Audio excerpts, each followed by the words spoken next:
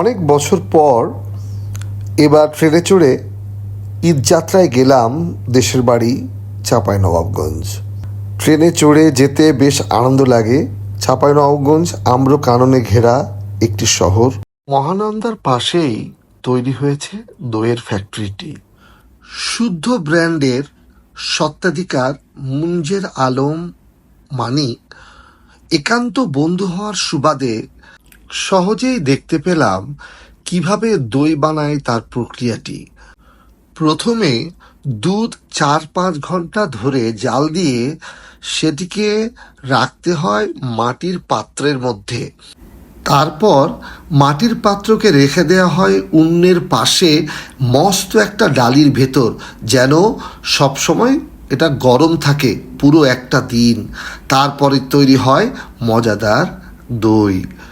শুধু নিজের এরিয়াতেই নয়, আশেপাশেও এর খ্যাতি সমানভাবে ছড়িয়ে গেছে।